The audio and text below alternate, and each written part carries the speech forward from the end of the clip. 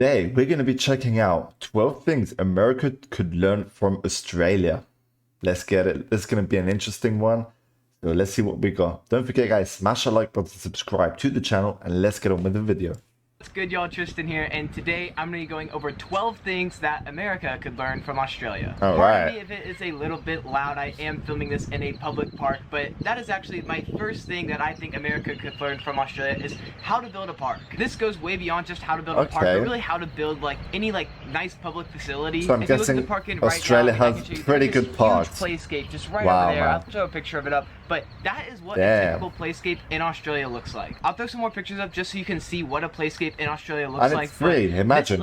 This picture right here is what a playscape in America looks like. Playscapes here are so much bigger. The kids have it way better, but beyond playscapes, this goes to skate parks, for example. Skate parks here are in every city. They're awesome, they're huge, they're nice.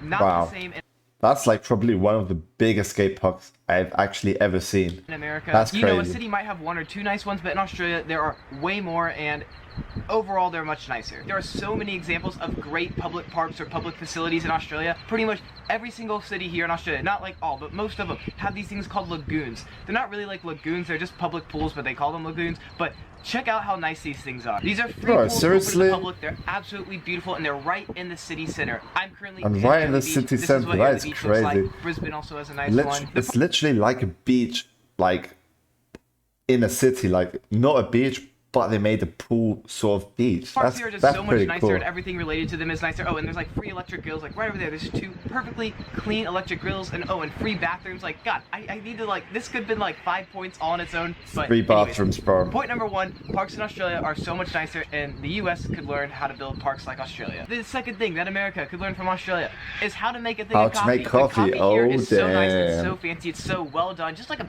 basic cheap cup of coffee, they just put so much more attention to detail in I've it. actually I can't really heard talk this too much on this before. because I don't drink coffee, I don't like it. But literally, everyone who I've comes heard that Australia has good coffee, so I can agree with this here, one. Americans, non-Americans, everyone who comes here just thinks Australia has the absolute best coffee in the world. All right, now the third thing America can learn from Australia is traffic circles. Traffic Oh my circles. gosh! All right, they have Meaning traffic roundabouts? circles freaking everywhere here. You'll find them in neighborhoods, you'll find them in towns, you'll find them connecting big roads. Will it be traffic circles with 2-3 lanes Why on do them? they call They're it so traffic common, and they just circles though? That's interesting. Never heard it being called that before.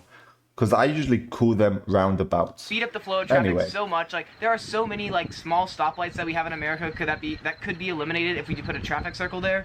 No joke, there's probably about 1/4 the amount of stop signs in Australia as there are in America because of the traffic circle, and also they just put a lot more yield signs Okay. up instead of stop signs. So if you don't have to totally stop, those put a yield sign there, which is also kind of nice. All right, so the fourth thing I think America could learn from Australia is how to package and sell watermelon. What I mean by this is in Watermelon. America, if you're buying watermelon, it's probably gonna be a full entire watermelon, or you can get a little thing of little diced cubes of water. Really? The issue Never is knew little that diced was a cubes are usually thing. pretty expensive, and it's just enough for one or two people, and then the whole entire watermelon, it's way too much for one person, and honestly, I am from a family of 4, and one watermelon is too much for our family usually. Here in Australia, That is usually true, when you're at the actually. grocery store, Never you're actually gonna see thought of it quarter like melons, and that. they sell them by the quarter melon. This makes so much Okay. sense. It doesn't cost more. It probably saves a lot of melon. You just cut the melon, wrap it up in some saran wrap, and then sell it in force. Easy as that. The Okay, fifth that's one is a interesting. little bit weird, but we could learn Instead from of Australia wasting to not put so watermelons. much water in our toilets. I don't know what it is about their toilets here, but I feel they're just way more advanced than our toilets. So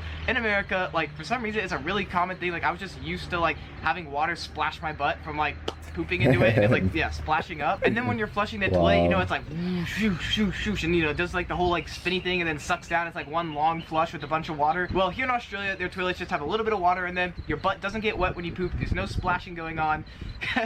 Can't believe I'm saying this. Wow. Anyways, and then on top of that, they also What have am I buttons. They listening have a to? button for poo and a button for pee. Some American toilets do have this, but I think it's a law here in Australia because every single Okay. toilet I've seen has had those two little buttons to save some water. The sixth thing that America could learn from Australia is free/cheap sunscreen. You're probably laughing at me as I say this while I'm all burnt, but You that's do just need sunscreen. The weather is pretty hot in Australia. because I was on a boat for the past 3 days. Here in Australia, you can get a full giant 1 liter thing of sunscreen, enough for an entire family for an entire summer. No for way. I think it's $8. No way. Super cheap.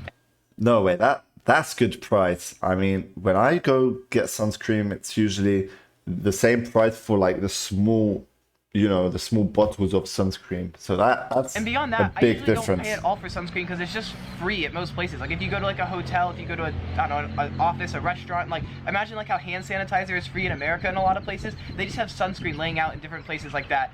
You can just get some, you know, put it on if you want. This is so nice and makes so much sense. I'm not completely sure on this, but That's I think the interesting, government actually. subsidizes sunscreen a little bit. I think that's how they get it so cheap. Not positive, but anyways, it makes so much sense because like. Well, this guy has to use some sunscreen because I do not see him in a good condition right now. He's so red, like the honestly. Government also pays for the healthcare here.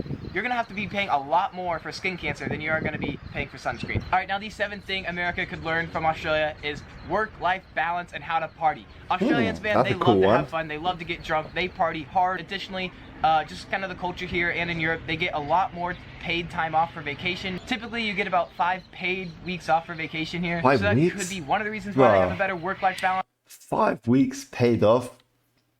That's a dream right there, bro. But that's a even dream. when they're not on vacation, just on like a typical weekend, Australians like love to go out. They love to have fun. I don't know. I just feel like they do a little bit better job at partying than Americans do. All right, now the eighth thing I that might be America considering could learn from moving to Australia how actually to do now. Sushi. So How to yes, do I know sushi. sushi is not like a typical Australian thing. It's, you know, like Japanese. However, Yeah, they it have is kind of put a little Japanese. spin on sushi that I think makes it so much better and makes it kind of like reach like a much larger audience or target market, I guess, if that makes sense. Let me explain. Here in Australia, they have done a couple things that make it just kind of like cool and easy to get.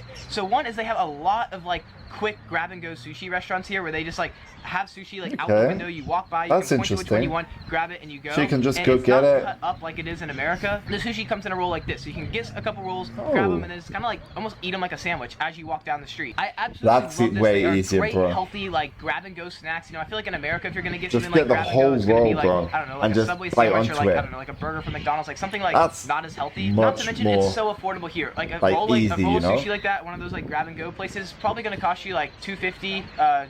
American dollars, USD. Another great thing about the sushi here is there's this style of sushi restaurant that I know it's common in other parts. I mean, bro, literally sushi is one of my favorites. I know you either love sushi or you either hate it. You can't be in between. That's the thing with sushi. You either love it or hate it. So I'm a lover right here. Let me know, do you guys eat sushi or do you hate it? Let me know in the comments below. I want to see the difference between The world, but I've just never seen it in America, and we could totally adopt it. But that's like the like train track, I call it, style sushi. Okay. Pretty much you just sit down and the sushi goes around on a little track and you pick up whatever you want, Oh, eat that's it, and cool. then yeah, pay at the end by like the plates. I don't know, it doesn't matter. But I see like multiple of these That's in every pretty single cool. city in Australia that I've been to. It's just kind of like a cool, fun concept, and I don't know, I don't think I've even seen a restaurant like that in America. As I'm editing Yeah, this I've never video, I just thought of a even known there was such things like you sit down and having your food come around to you.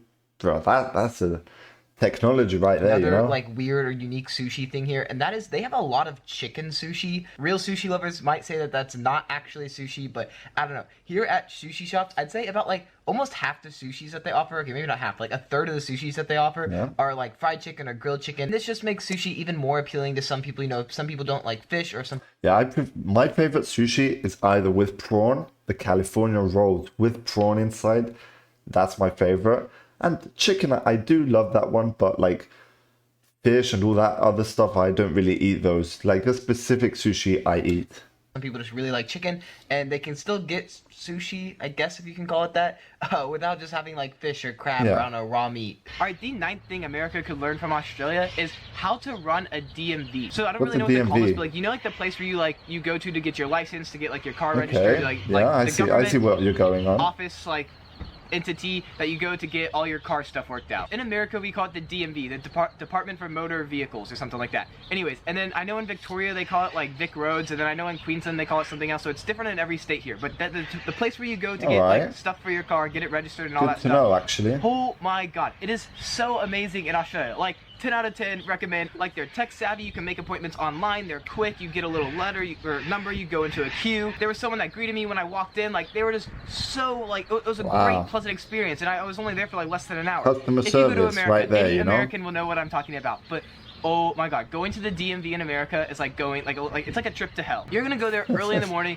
you're gonna wait in line for an hour, then you're gonna get a ticket, you're gonna sit in a chair, you're gonna be in another line for a couple hours. I know The people what who he's work on there are about. typically unfriendly and cold. They just totally suck in America. And here in Australia, I've experienced them in Victoria, and I had a friend that experienced them here in Queensland, and she was American. And anyways, both of us thought it was like super amazing here, so I'm just gonna assume that in all of Australia, the DMV is probably much better than it is in America. Alright, the 10th thing America could learn from Australia is how to eliminate the frickin' penny. Alright, What does y'all's that mean? lowest cent coin is a 5 cent. How to eliminate the penny. Wait, let's go from the beginning. I missed the intro DMV here. is probably much better than it is in America. Alright, the 10th thing America could learn from Australia is how to eliminate the frickin' penny. Alright, y'all's lowest cent coin is a 5 cents. We still have the penny. I don't know why.